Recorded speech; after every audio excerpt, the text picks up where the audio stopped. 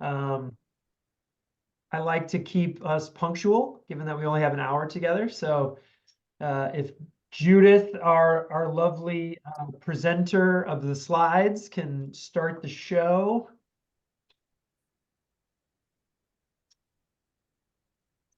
Can everyone see my screen? Oh, I was gonna share my slides first, Matt. Oh, sorry. Sorry, Matt. We That's do okay. one thing before your presentation, and then you're going to get introduced, and that's your cue. Perfect. Okay, On it. Thank you. Let me pull up here, slideshow there. Thank you, Judith. Can you see it? Yep. Okay. There we go. There's our beautiful intro slide. And I want to welcome you all to our meeting and welcome any guests. Judith said we had a couple of club members. Obviously, we have our speaker who will be introduced in a moment. So I am scanning our attendance. So actually, audience. there is one person that I'm just gonna do a shout out to. My son-in-law, Noah Fleischman, is on this call. He works for the city of Los Angeles, and he works in housing policy, so I invited him. Well, welcome, Noah. Welcome to our club virtual meeting. Nice to have you. Thank you for having me. Yeah, hopefully this will be informative. I'm looking around. I don't see any other guests. So anybody have a guest who's on that I missed? Go ahead and speak now or forever hold your peace. I just want to say good to see Ricardo here. We haven't seen him in a long time. So it's great that you're joining us, Ricardo, wherever you are. I thought I saw him join. You saw his name. I don't know if he's still on, but we'll see if we can get him admitted. Okay. All right. Well, let's not hold up our speaker any longer. And I'm not doing the introduction. Karen Bauer has offered to do our introduction. So Karen, I'll pass it over to you. Okay, perfect. So yes, I have a bio here from Matt. Matt Wood is the short-term residential occupancy STRO program manager with the Office of the City Treasurer for the City of San Diego that oversees the STRO administration. The STRO administration is responsible for managing the licensing program. This includes oversight of the general administration of the STRO licensing process, including the city's implementing steps and ongoing management. The STRO administration partners closely with the Building and Land Use Enforcement, or Blue Team, on enforcement of the STRO ordinance. Matt has overseen the STRO program since February of 2022. So welcome, Matt. Thank you for being here. Perfect. Thank you so much, Karen. And thank you so much for that warm welcome. This group is a very lively group, which is really exciting presenting to. So I appreciate the opportunity. The one thing I want to add to the introduction is that just like to always, anytime I give any presentations in the STR program, I like to just start from the very beginning that the STR administration, so my team, we're responsible for implementing the STR ordinance as it's currently written and approved by City Council. So we're not the policymakers, and any changes to the STR ordinance has to be approved by City Council and potentially the California Coastal Commission, depending on if the changes impact the coastal overlay zone. So that's the general just disclosure. I know sometimes that can be a little confusing within the city who does what. So let me share my screen really quickly. All righty, can everyone see my screen? Perfect. So we'll just jump right in. So there's a lot to cover today. So I'm going to be doing a brief overview of the STR ordinance, review the STR license tiers, so the 4 main tiers, and what that looks like, the requirements to obtain an STR license, our ordinance timeline, kind of from where we went from approval through implementation, talk through the initial application period, which took place October, November of last year. Go through the lottery process, which was really fun process to go through. And we either made or broke people's Christmases, and I'll talk a little bit about that when we get there. And then the overall license issuance, how that's going, implementation, so as of May of this year, and then how potential citizens and or other hosts report potential STR violations. And then we'll wrap up with some resources and then open it up to some questions. So I think it was Judith or Karen, who mentioned there is a lot of acronyms within the city of San Diego. So I will try my hardest to make sure that I'm saying those acronyms out as much as I possibly can. But if there's ever confusion, feel free to just interrupt or ask the question. I'm happy to address. So we'll get right into it. So I just realized that. Can you guys see the top of the screen that has all my options? It was like in the middle of the screen. Okay. Sorry, just want to make sure people can actually see what I'm looking at. So we'll start with the overview of the STR ordinance. So to start, like, what does short-term residential occupancy mean? Really, all it is the occupancy of a dwelling unit or part thereof for less than a month. So when people think of short-term residential occupancy, the first thing that comes to mind is Airbnb, VRBOs, short-term vacation rentals, things like that. And it's important to distinguish that these are a license is required for STRO that takes place in a dwelling unit. I make that distinction because if there's a hotel operating or visitor accommodations or any other type of permit status that's not a dwelling unit, they're outside the scope of the STR ordinance, and a license is not required to operate. So, and then there are four types of licenses, so tiers that we call them, which I'll go through each of the four tiers in the next couple slides. But they vary based on the number of days and type of dwelling unit available for short-term residential occupancy. Additionally, each host is the license holder, and the STR ordinance defines a host as a natural person who has the legal right to occupy the dwelling unit and to allow for short-term residential occupancy. The distinction here is that a host does not have to be the owner. So a host could be the owner or a lessee if they have a lease that allows them to sublease for less than a month per guest stay. And it's one license per host, not per owner. And a host cannot operate more than one STRO or short-term residential occupancy unit at a time. Additionally, STR licenses are not transferable. So they're not transferable. So if a host moves from one property to the next property, the license doesn't transfer them. If the home is sold, the license is canceled, and then the new host or the new owner or host would need to obtain a license to continue to operate. And then I should have probably started with this. The purpose of the STR ordinance was really to promote and protect the public health, safety, and welfare of citizens of San Diego by allowing and regulating short-term residential occupancy in dwelling units through the requirements and by balancing the need to preserve neighborhood quality of life with the protection of property rights. As I'm sure most people know, this industry has not been regulated within the city of San Diego. So that is what this ST ordinance, the goal is to really regulate this industry. So we'll start by going through the first tier. So like I mentioned previously, there's 4 tiers. So tier 1 license, this is for hosts that operate on a part-time basis. So with a tier 1 license, hosts can operate for 20 days or less per year. These are for hosts that maybe rent their home on big weekends like Comic-Con or Pride or 4th of July, things like that. Or they maybe travel for vacation 2 weeks out of the year, and they rent out their home during that time.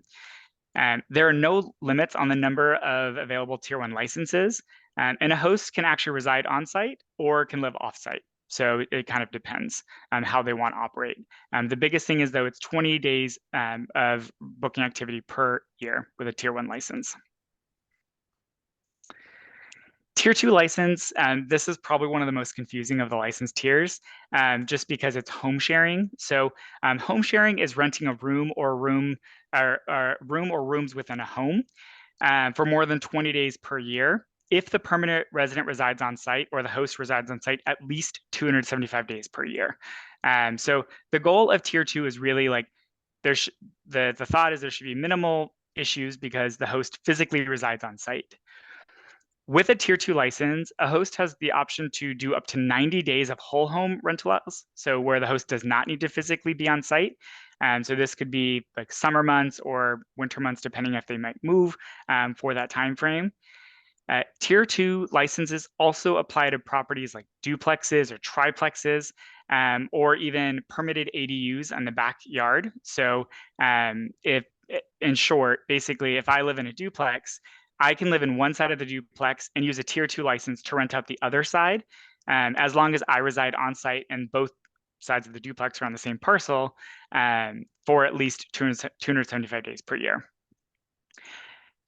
There are no limits on the number of Tier 2 licenses available, and there are no limits on the number of days the STR can be rented, outside of the caveat of the 90 days of whole home per year. Tier 3 licenses. So this is the most, the Tier 3 and Tier 4, these are the whole home licenses. So this is for a dwelling unit that's used as a vacation rental the entire year. So the host does not reside on site, and they rent it to different guests throughout the year. With Tier 3, these licenses are whole home throughout the city of San Diego, excluding Mission Beach. And there is an allowable number of Tier 3 licenses that are available, and it's actually 1% of the total housing units throughout the city of San Diego, excluding Mission Beach. So to give context around that, there's about 545,000 housing units within the city of San Diego, and 1% of that is roughly about 5,419 Tier 3 licenses available. With a Tier 3 license, the host can reside on site, or they don't have to reside on site. The requirement isn't there like it is with a Tier 2 license. The Tier 4 license is the exact same thing as a Tier 3 license, except it's specific to Mission Beach. So Mission Beach historically has had a higher density of short-term rentals. It's been known where people go there, they want to vacation in Mission Beach. So City Council, specifically Council District 2, really wanted to carve out a separate tier specifically for Mission Beach. So Mission Beach, actually, the allowance for whole home license is 30% of the total housing units within Mission Beach. So this comes out to about 1,082 licenses that are available out of the total 3,600 housing units within Mission Beach. And prior to this ordinance going into place, there was a lot of conversation about that number, the 30%. I think City Council did a little bit of research in regards, and they saw in partnership with the Mission Beach Town Council that there's roughly about 40 to 45% of the total housing units in Mission Beach that were short-term rentals. So there's a lot of good negotiation around getting to that 30% cap specifically for Tier 4 licenses. Tier 4 licenses were also issued via lottery, which I'll talk about a little bit later, and there was a wait list, or we still have an active wait list for Tier 4 licenses. And then I just wanted to show this slide. So because citizens or hosts can have some confusion around the different tiers, we tried to create this one pager of really helping hosts identify what license tier they would fall into. This may look small on your screen, but it is available on the STR website. And it basically asks a series of questions of how many days will the STR be used or operated, so more than 20, less than 20. And then if the host resides on site, and then if they don't, then it continues down the flow chart to Tier 3 or Tier 4, which is the whole home licenses. And then the only distinction there is if it's a Mission Beach or not Mission Beach. So jumping into the requirements to obtain an STR license, all of these requirements were already in place prior to the STR ordinance going into effect. So a host is required to obtain a transient occupancy tax certificate, or TOT. So with a TOT certificate, hosts are required to remit TOT on a monthly basis. And the TOT right now is 10.5%, then it's a transient tax per guest stay, so that the hosts are responsible for remitting to the city of San Diego, or they can remit through their hosting platforms like Airbnb and VRBO. Another requirement is that hosts need to have an active rental unit business tax account, or RUBT.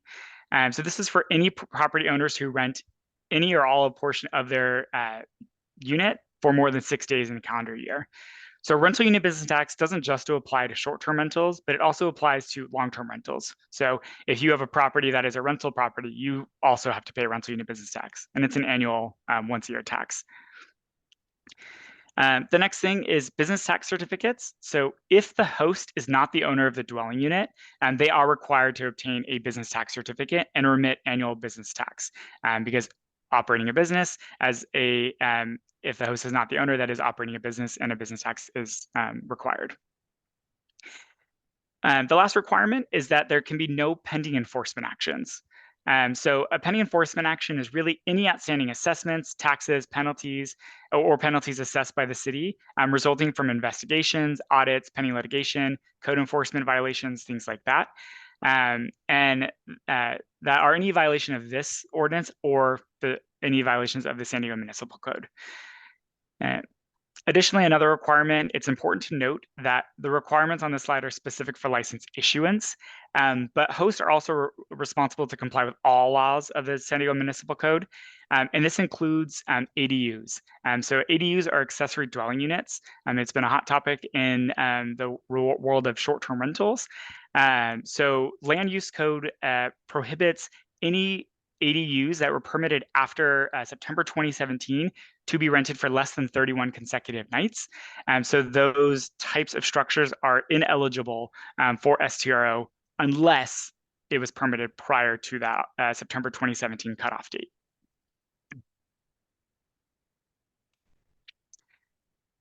So jumping into the STR ordinance timeline, so just kind of a high level view of where we started as far as the initial pass by City Council to where we are now. So the ordinance passed in February of 2021 by City Council.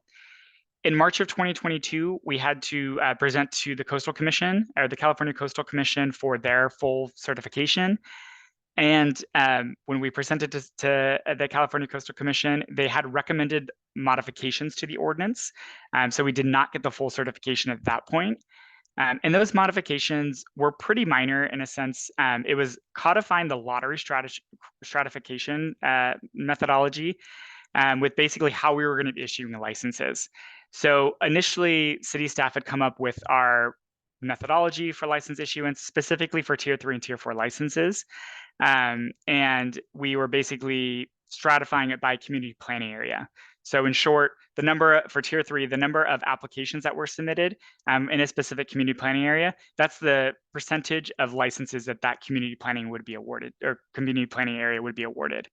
And we did a lot of research and a lot of work on creating this lottery stratification process or methodology for Tier 3, and then ended up not needing it. But I'll talk about that when we get into the actual lottery process.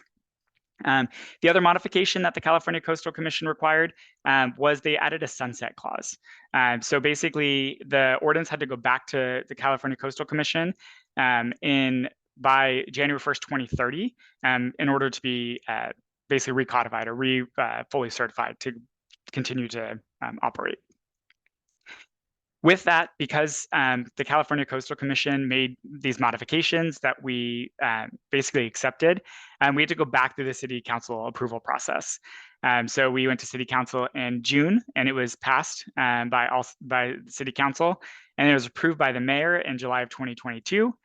And then once we had that, we had to go back to the California Coastal Commission to get the ordinance fully certified with their modifications. So we did that in August of 2022. Which then our caveat for doing all of these things was to extend the initial implementation date. Because for those of you who may know, the initial implementation date of the STR ordinance was July 1st, 2022. And that got pushed because we were still obviously going through the approval process. So we wanted to make sure that so we could have a successful implementation, that we had a 9-month period from Coastal Commission full certification into actual implementation, which was May of 2023 of this year. So there were a lot of things that had to happen between August and May, the application process, license issuance, lottery, and all of that, which I'll talk about that in the next couple of slides. So the initial application period was a lot. The volume was intense, and we expected that. But the application period was from October 3rd, 2022 through November 30th, 2022. We had to make a finite application period, so we had time to review them, complete the lottery, notify who was selected in the lottery, and then give them enough time to know if they got a license so they can kind of stop operating within the short-term rental industry prior to the implementation date of May 1st. So all of that, during the initial application period, we received over 5,000 initial applications through all the different tiers. I think my team, I think we got about 5,000 or 6,000 emails, about 4,000 phone calls. It was a lot of work and a lot of processing getting that through. Overall, though, it was really successful. We had a lot of really good feedback from citizens on the process, which was nice. And any feedback that we received to make the process better, we tried to incorporate that as we possibly could. And this was also 100% online. So the application process was online, the payment was online, everything was virtual. So that kind of laid into its own set of challenges. So before the application period even went live, we had a ton of resources on our STR website with things to prepare hosts for the application process, kind of like an application checklist of like, hey, these are all the things you need to do prior to the application period opening. Here's videos and informational tools on the STR ordinance, so you can better understand the ordinance and how it impacts you. The host requirements, there were all these different things in education, and we made a huge push to get that done, which helped with the actual initial application period. Tier 3 and Tier 1 licenses, they continue to be accepted throughout the whole time because there's no caps on those. So there was no interruptions on those, and hosts were granted those licenses as a completed application was submitted. And Tier 3 and Tier 4 license host, they pay their initial application fee with their application and then received an email basically saying they were going to be entered into the lottery. Throughout the entire application period, we anticipated a lottery for both Tier 3 license issuance and Tier 4 license issuance, basically meaning we were going to hit the caps. And that didn't happen. It didn't happen for Tier 3. We were actually about 1,500 licenses short on Tier 3 based on our initial projections, which this was an unregulated industry, so there were a lot of assumptions going into it, but we've learned a ton since then. Tier 4, those licenses, so specifically whole home licenses for Mission Beach, they did need to be issued via a lottery. I want to put a little bit of context around time frame on this. So the application period ended November 30th of 2022, and we had to have the lottery results announced and completed by December 16th, 2022. So it was an incredibly tight timeline to high-level review applications and just actually facilitate the lottery in partnership with the Performance and Analytics Department. So they're a third party, so the lottery was not actually conducted within the Office of the City Treasurer, specifically just so we can make sure it was fair as possible. But what we had to do is there was a series of priority points that were issued because City Council really wanted, if there was going to be a lottery, that we prioritize good actors. So in the actual lottery, so good actors were people who basically have been already operating within the short-term residential industry, and they have been paying their TOT. They have been operating so more than 90 days per year period. They didn't have code violations, things like that. All of these priority points or criteria, the more basically they were each host answered a series of questions in the application, and if they met the criteria, they were granted more priority points. So there was 10 total priority points, and the higher priority points didn't guarantee a license, but it increased the chances of being selected in the actual lottery. And we saw that when the actual lottery results came out. Most of the people that were selected were the people that had the higher priority points. But it was a random lottery. So we did have some people who had 0 priority points that were brand new to the industry who were selected in the lottery. And we also had the reverse where we had some people that had 10 priority points who were not selected in the lottery. So I made a joke a little bit earlier about the whole lottery process, about either ruining or really making the holiday season for those hosts. And unfortunately, that is what happened. And the initial lottery results were announced on the 16th. And then the host had until January 6th to pay the license fee who were selected in the lottery.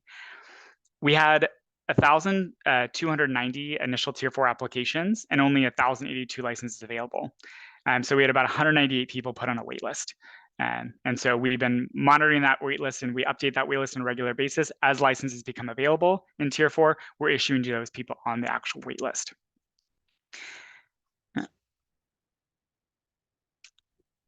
Jump into the next slide. So overall license issuance, I kind of alluded to this already, but the Tier 3 licenses were issued really as of December 16th. Everyone who submitted a complete and accurate application and paid applicable fees were able to receive a license for Tier 3. And then tier 4, they just need to pay the license fee if they were selected to receive those licenses. And then we tried to be as transparent as possible with the whole lottery process. I think as of December 20th, we actually published on the STR website, a dashboard that showed the priority points for each application, if they were selected, if they weren't selected, what their waitlist position was, and any of the methodology behind the lottery process. And then in January 2022, that's a typo, January 2023, we published all of our active STR licenses in the city's open data portal. So for full transparency, as much as we possibly could. So citizens can look in the open data portal and see, hey, does my neighbor who's operating at short-term rental, do they have a license? Are they operating within the law? We also included additional fields like the local contact, because the STR ordinance requires that any host that is operating designates a local contact who is responsible for responding within an hour of any complaints. And if they don't respond, then that is a violation of the STR ordinance. And then I also want to add the open data portal is updated every hour. So as things change, it's updated super regularly. And we also have on the STR website, which I'll show briefly at the end, a visualization, so we call it the STR active license map.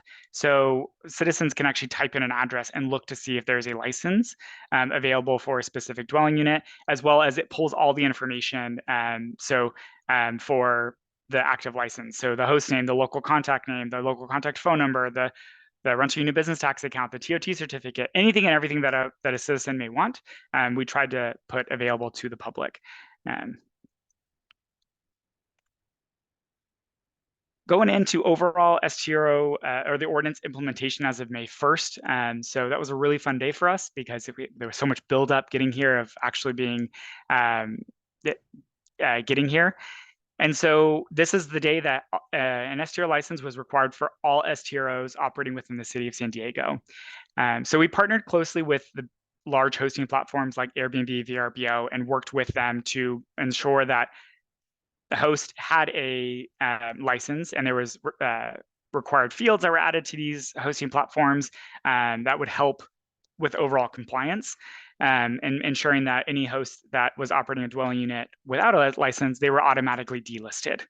And that would help with overall compliance. But the enforcement team, or the building and land use enforcement team, they work really closely with Airbnb on making sure that the ordinance is actually enforced and that hosts are in compliance with these requirements. And then we also created host operating requirements. So section 510.0107 of the STR ordinance, it outlines all the requirements for the host. And we had created guides, resources, videos, PDFs, anything and everything we can to help educate hosts with their requirements. This was all emailed to hosts accordingly, so they had all the information. And as updates are made, we update the STR website, and then we also send information to anybody who has signed up for to be on our listserv, which we have, I think, a little over 6,000 people on our email listserv. Everyone's favorite topic, reporting potential STR violations. So this was another process in partnership with the performance and analytics team, as well as the building and land use enforcement team that we had created together. So step one is really, it's the citizen should be contacting the local contact. So the local contact should be on a sign outside the STR ordinance, or excuse me, outside the dwelling unit being used as an STRO with the name and the phone number. However, we realize that some citizens may not feel comfortable walking up to the actual front of the door. So that's why we put everything in the open data portal and the active license map, so you can look at everything from the comfort of your home. And in case you don't want to directly interface with if there's unruly guest or the host or anything along those lines. The next step is, if that doesn't work, is we are advising all citizens to report any potential violations through Get It Done. So Get It Done is the city's kind of online portal to submit any complaint. You can apply for different things. There's a lot of functionality within Get It Done. And the screenshot that you see on your screen is actually on the main page of, if you go to sandiego.gov, it's right there. And the example that I put in here, I need to report and then I need to report a short-term residential occupancy issue, and then you click report now. That takes you directly to a portal that's specifically for STRO violations, and you complete the form accordingly, which then goes to the enforcement team, and then they start investigating and working through these complaints and then follow up with host accordingly. It's been successful so far, but with the implementation of the ordinance as of May 1st, it has been inundated as we are working through complaints and things like that. And then just some additional resources here to kind of end the presentation. Like I mentioned throughout, we have our robust short-term residential or STR website. We try to make it as easy as possible to get to there. It's literally sandiego.gov/STRO. That includes all of the information that I kind of went through already, as well as additional guides, videos, FAQs, additional helpful links, as well as the contact information for my team, so the STR administration, we're the licensing team, as well as the building and land use enforcement team. And then you can see their contact information as well. And just so, Judith, you and I didn't talk about this, but I'll send this presentation to you so you can Thank you. distribute to everybody as well.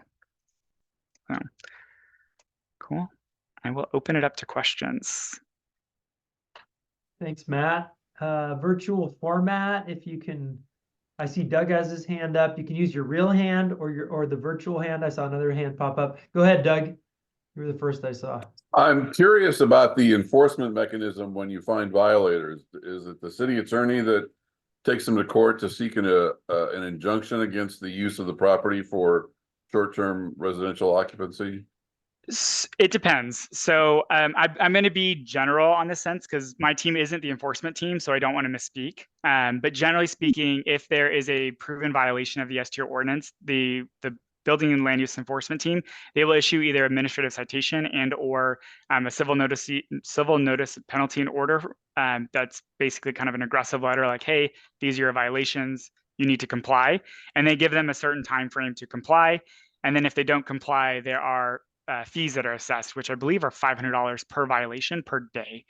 So they're pretty hefty, but any ones that go past that, yes, the city attorney could get involved depending on the situation. Thank you. Yeah, of course. Thought I saw another virtual hand pop up, but it looks clear now. There's Gordon. Gordon has a question. I think Unmute. Matt, I know the original list of weight for tier 4 was like in that 188 to 200 range. Has that grown substantially, or is it still about 188? And are there still people from the original list that are still sitting on that waiting list? There are. So it's a good point, and I realized I didn't mention this. The tier 4 application period actually closed on November 30th and has not reopened yet.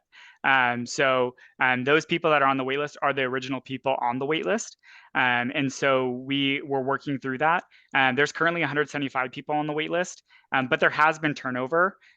So I talked about the priority points as part of how you get licenses, but due to the tight time frame between the application period closing and the application period or the lottery being conducted, we did a full post-process review on validating all the priority points for tier 4.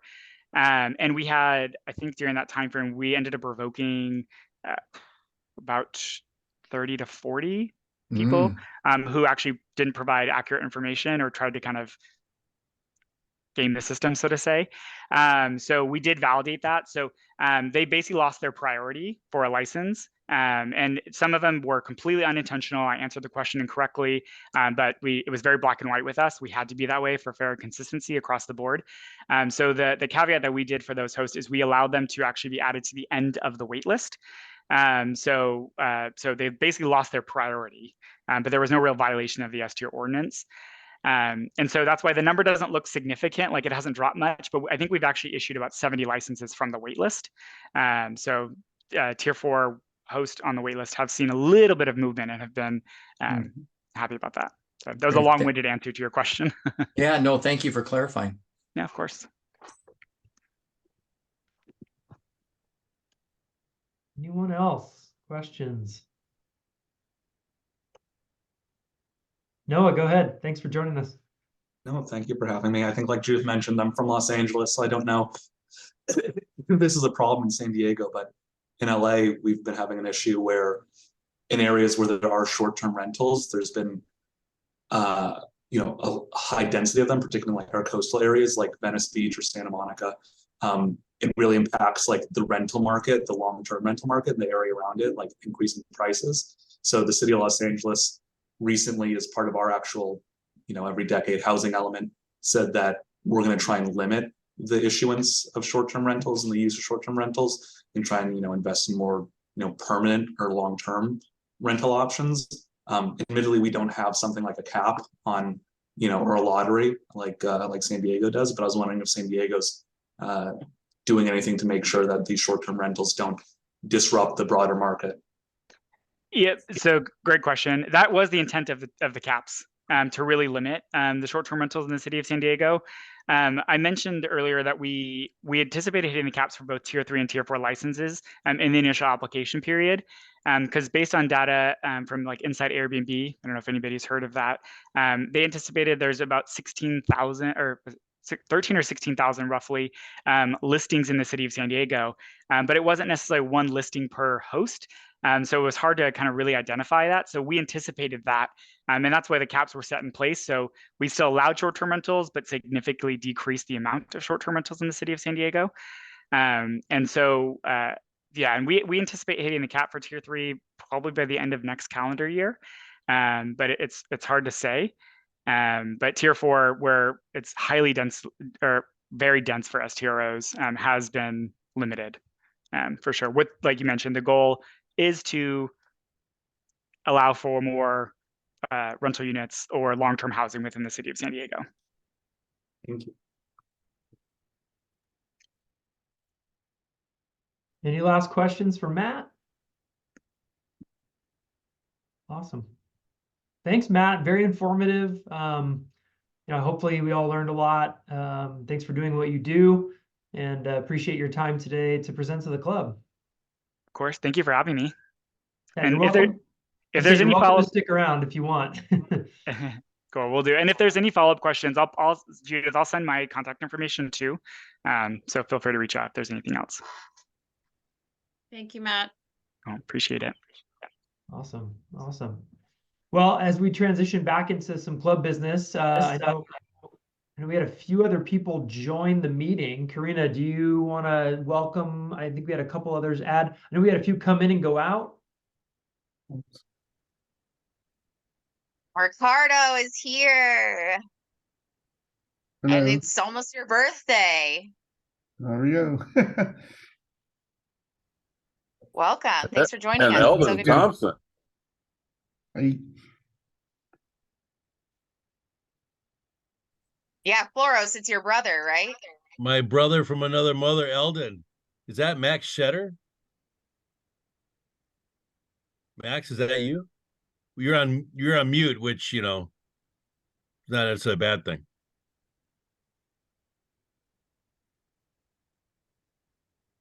Can anybody read lips? I'm trying to unmute them, Jim, but I don't think I have that power. But it does look like Max for sure. Yeah. Long time no see, Max. Yeah, Max, we can't hear you guys. You're on mute. Eldon's swearing at you right now, Steve. Yeah, I guess. Judith, I can't unmute. A lot of times the host can unmute, but I don't have that power. I- Oh, there we I go. clicked- They're unmuted. Oh, there. There you go. Now we can hear you, Eldon, Max. Okay, thank you. Hey, Jim. Yeah, this is Max Shetter. You remember, a lot of the guys must remember him. I do. I do. Okay, great. And Judy, I don't think you know Maxie. it's been about 20 years since I was active in the local Kiwanis group, so looks like still going strong. Jeff Cole recognizes you. I recognize you. Only 32 years passed. Oh yeah. Now who's this? I forgot. It's Wendy Rubin. I was in the club Wendy, back that's in, right. Okay, Wendy. Right, back in the Yeah, day. I saw your name on the internet, and okay. So nice to have you back. Good. Oh, nice to be back. Nice to see some old faces. Not old. Old. Yeah. No, old Yeah. face. That works. Old face. And John Rush Never agrees with that. Too late now. And new ones too. Okay. There's my lawyer. Okay. Okay. And Judy, that's good. Okay, and anybody else that Judy, I'm sorry, we were outside originally, and that's why we couldn't connect with you. But with the Wi-Fi, yeah. It's great. It's great to see you, Eldon. Yeah, Thanks thank you. for continuing to try. Yeah. Yeah, for sure. Well, before Ricardo falls off the call, let's get to the birthdays, right, Judith? Yeah, here we go.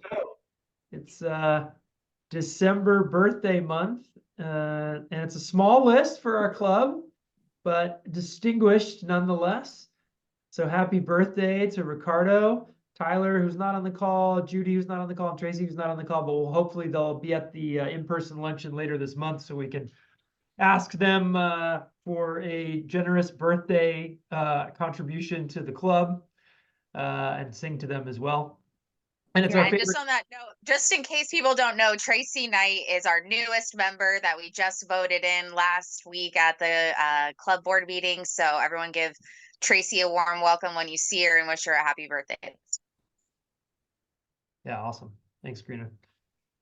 So continuing with the goodwill, it's favorite time of the meeting. We have opportunity for some happy dollars, some sad dollars, unfortunately, if we have any of those. And then obviously fines. I'd love to give out some fines to a few of you, and you know who you are. I'll see if you self-fine before I bring anything up. But Let's see if you self-fine, Mr. Morris, for the big spread in the UT's nonprofit section this week that I noticed I Love a Clean San Diego is in.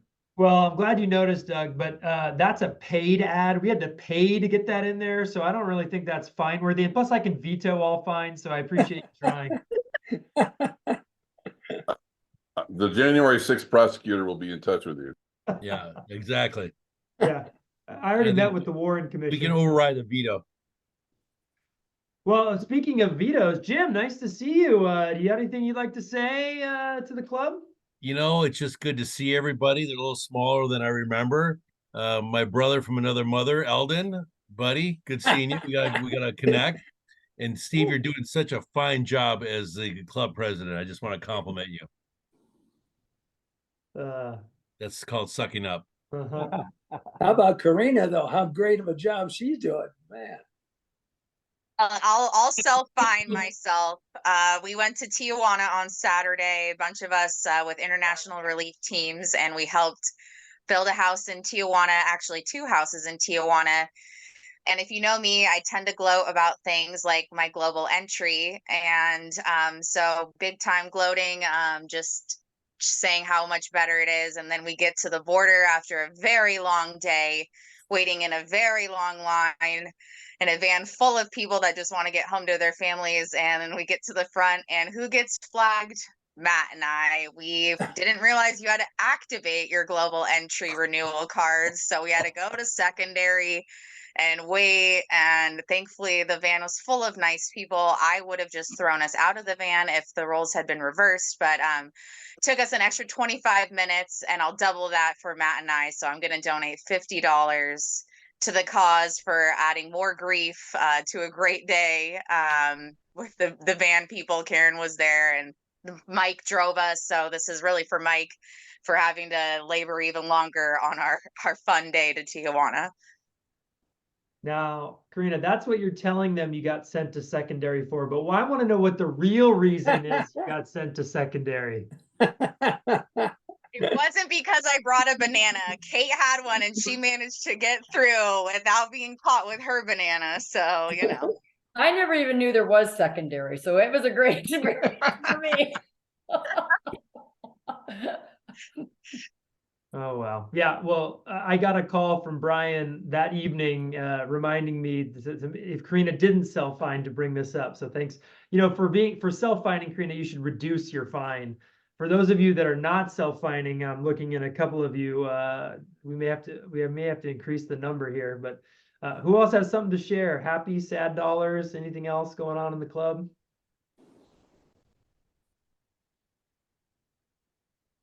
I know there's more going Got a on. bunch of Grinches out there. No one's Yeah. excited. Come on, and let us give us something to celebrate. You don't even have to pay if you don't want to. Let's just hear from you. Well, I'll throw $20 contingent on the hooray for our Pacific Northwest Division and Karen potentially, not obligated yet, but potentially becoming treasurer. You're here. All right, thank you, Gordon. I want to know if Jay Jeffcoat's going to pay a fine for going to see that fabulous new play at the La Jolla Playhouse with Matthew Broderick. Yes. I'm trying to unmute here. But I ended up having a terribly. I saw opening night, and then the second time I always like to see if it's improved, see if they've cut down on the time of the play, whatever. And so we enjoyed it even more the second time. And sort of an interesting theater history is he and his wife, some unknown star who was in Sex and the City. They will be leaving at the end of the month. That's why the run ends for Babbitt to go to London to do the play that Joyce and I saw in New York, Plaza Suite, together, and then probably Babbitt will hit the Broadway stage, months up the road. But I read the book in high school, saw the play here, and it's really, really fun. And Matt Broderick sort of plays himself. I've never seen him act much, but anyway, yeah. $50. Wow, thanks, Jay. I'll do a sad 10. I'm on the Holiday Bowl committee, and we were so excited to have Clemson be in the Holiday Bowl. You watch, and we were all waiting. I wore orange socks. I was like, yeah, this is going to happen. This is going to be awesome. And then Florida State got, by the selection team, and that just all went downhill from there. And now we have University of Louisville, and that's fine, but I have never met anyone from Louisville. I've never known anyone who went to Louisville. It's kind of like, oh my. But the good news is it's also the KGB Sky Show, and it is SC, which is, depending on how you feel about them, they'll be a big draw too. Boo, I know. You guys know my history. It's not my favorite, but it'll be fun. And at the meeting on the 19th, I'll talk a little bit, I'll get some more happy dollars about the event that I handle. But I do have, if anybody wants to know, I do have tickets for sale because I don't have to pay the service fees. So I only have 4 tickets left. So if someone wants, for the Holiday Bowl on December 27th, so if someone's interested, they're only $60 each, which is pretty good when you don't have to pay the service fees. That's my little plug. But I want to know what the view from Jeffcoat's apartment is for football at Petco. Can you see the whole 100-yard field, Jay? That will be cheaper than $60. And you get the Sky Show. $59.95. If anybody wants to watch right. my porch. Jay, you need to charge extra for the Sky Show. Yeah, as long as you throw in parking, Jay, that's a deal. Yeah, it is. Well, yeah, Karina, I'm concert- gonna send you $25 just because having Max with me today, and he bought the fish tacos, and so it's that's fun. So I need to get some money coming into the Kiwanis Club.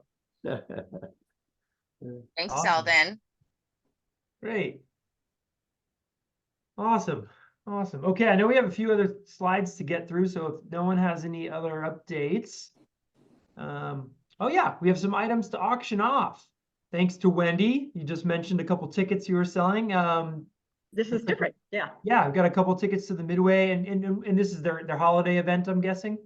Right. This is the first time I'm a volunteer at the Midway, and this is the first time they've done this thing. It's called Jingle Jets, and they it's in the evening, and it's all the planes are decorated with lights. They have a disc jockey up top. They have an amazing bar with great beverages. They have Santa Claus and an ejection seat, and they have singers and lights all over it. And plus you get to see the Midway. And so it's really a cool event. So I am happy to donate if kids, I think under 5 are free if you want to bring a little one or something.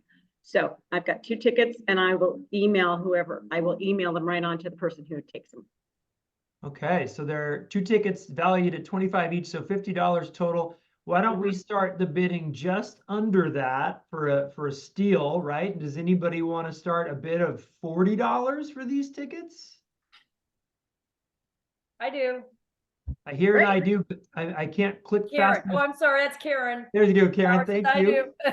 Karen, $40 going once. Going twice. Sold to Karen Bauer for $40. What a deal. Great. Karen, So just send it. I will invoice Karen, so that money will come to the club. And then Wendy, if you do not know Karen's email address, I can send it to you. Please do. Yeah. And then Karen, you'll get those tickets from me. Thank you, Wendy. That'll be great. Thank you. Yeah, I'll see you there. Awesome. Sounds like a fun event. And I know our program team was interested in the club's interest level in a Seals game or a hockey game, I think too. But does anyone from the program team want to take this one? I can take it if no one else does. About a year ago, Lauren Cook ran into somebody who worked for the San Diego Seals and mentioned that she also had been a Key Club member, I think. And Lauren put her in touch with me about us doing a similar thing that we did with the soccer last year, where we would buy tickets and as a group to go see the San Diego Seals, and then an extra amount that would become a fundraiser for the club. But when I brought it up to the programs team said, let's see if people are interested in doing that before we go through that process to set that whole thing up. So I've never watched a lacrosse game. I know nothing about it, but if anybody, if we want to do that, I'll set it up. I guess raise your hand if you're interested. Looking for any. I went to a Seals game last year. It's pretty wild. Those guys it's like a hockey game, but even faster. If you're into hockey. Where did they play at? Or what venue? The They sports play at arena. the sports arena. Yeah. And it's indoor lacrosse. So they have a really small arena. It's not on ice, but boy, it's crazy. I mean, we really enjoyed it. All right, I see Justin. We have interest from Justin Frisco. So there's one. And he's got kids. So there's probably a group there, but maybe we'll ask this question again after the holidays, Judith, just knowing how busy December is, people probably can't think past the next Yeah, that's fine. The season just started, I Okay. think. And I think it goes through early spring. I looked into it a little bit, but Okay. Well, good. Thanks for your interest, Justin. We'll we'll keep it under note. Let's get through our recap of the last month of events. We obviously had our luncheon. We had it earlier in November because of the Thanksgiving holiday. And we gave out our second Don McKee Award of the year. Technically, it was from 2021, but Ryan was there to accept it, Ryan Callan. And then I was not at the service project or the house build, so I know Karina was at both. I don't know if you want to mention anything here. So was Karen and Greg, our power couple. Up was great. Gordon was there too. And Annie Fitzgerald, our new member, and obviously Monica was there, and we had a great time passing out boxes to the families that their children are registered at the Kids at Heart tutoring. Very interesting. We got to see an influencer in the wild creating content. So if you haven't gone online and seen the video recap, I recommend doing that. But it was a great event. And then, of course, the house build. If you haven't been on one of these, highly recommend it. Even if you don't have a lot of skills, I'm sure you can still paint and use a brush. But it's just truly inspiring to see a slab turn into a home. And if you see the before of what they're living in to the after, it just makes you thankful for so many things, like flushing a toilet, taking a shower, having just a running water, a faucet. Like the things that we do on the daily that we don't even think about are just so precious to them. So if I highly recommend it. We are definitely going to do another one because I think everyone that went had a good time. And so just keep your eyes peeled for when we do the next one, because it's one of my favorite events that I'm really glad I could go. Does anyone else want to chime in from the house build? And I do have those videos, Karina, when you're. I don't know. This is Karen and Greg. We're both here. We both just so enjoyed this experience. it's something I've always wanted to do, is go to like a Habitat for Humanity or something. And I don't know, just to see the family and the house we gave them was just really makes your heart feel good. Yeah, we'll Yeah. definitely be signing up for the next one. Yes. Awesome. Gotta add, I love the new best practice that Greg created there. If we end up not having our Kiwanis shirts on, bring the shirt so you can hold it up for the front of the picture, right? We didn't want to get paint all over it and ruin it. That's right. Show Oh, the yeah. video, Yeah, Judith. do you want to play the video, Judith? That's our before to after. The family chose purple, which was cute.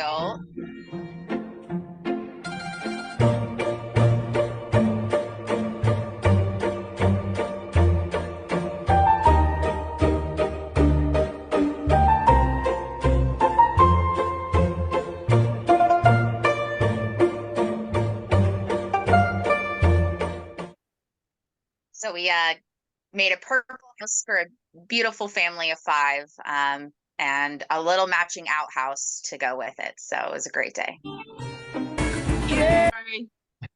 That's awesome. No, thanks for sharing that. What an awesome experience.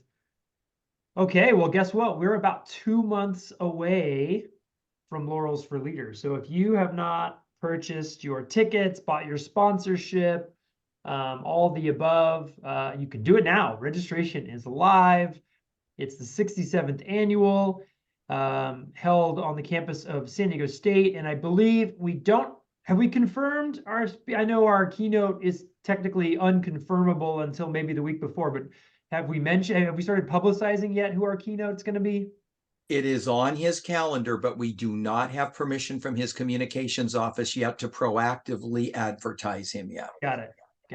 Okay. But it's gonna be a good one. Yeah. And new this year, if you join the society, we're actually starting a little meet and greet. A half an hour before the big event starts, you can come and actually get to talk to the ASB presidents, and it's going to be a really fun networking, inspiring little pregame to Laurels for Leaders. So just if you want to be a part of that experience, join the society, because it will be a really great way to just make the event even greater, since a lot of the time we don't get to interact. We just sit and try and fill our mouths while we get to get their name and the basics. But this will be a really nice way to get to know these students and hopefully inspire them and be inspired by them. Yeah, and this is our club's kind of signature event. You know, if you've been a member of other clubs or seen some clubs put on a 5K or do a big service project, and really like this is our club's big event of the year. So if you haven't carved out some time in your calendar that day, please do so in advance, because it's going to be an awesome experience. And this will probably be the first year where it feels like it's really back to normal, you know, given the last 3+ years of COVID and everything. The last one I attended was in 2019. So I'm really excited for 2024's event to feel back to that scale and normalcy. So get online and sign up today if you can, or in the next week or so, or maybe get it as a Christmas gift for somebody in your family so they can attend, or a holiday gift. Love that idea. Yeah, and speaking of the rest of the month, we have a few more events this calendar month. We have our holiday party actually in home this year at the house of Brian and Emily Kraus. They live in Tierra Santa, so if you haven't been out there, this is your opportunity to do so. And if you're wondering, oh, why are we doing it at a house versus a restaurant? This is so Karina doesn't have to put down her credit card for the check for 30 people and then reach out to all of them and try to get paid back. I think she's still auditing that receipt today. So this is going to make that a lot easier this year. Now, I forget, can we bring stuff, Karina, is it mentioned on the website? Yeah, if you register, we're going to ask that you bring an appetizer to share, and any sort of beverages that you like, but there will be plenty of wine and food, so that's optional. But if you have a favorite app that you want to show off and share, it's more than welcome.